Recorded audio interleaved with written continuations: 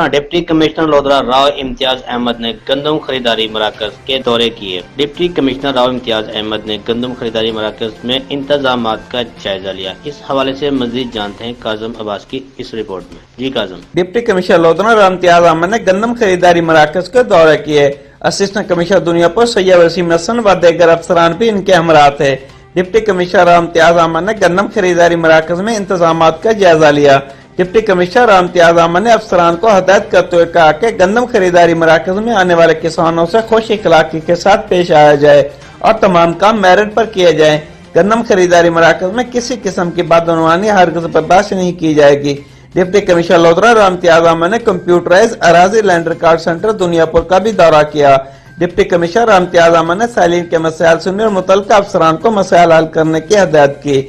Deputy commissioner Rao امتیاز احمد نے عملے کو ہدایت کرتے ہوئے کہا کہ سائلین کے ساتھ اخلاق سے پیش آئیں اور تمام کام میرٹ پر کریں۔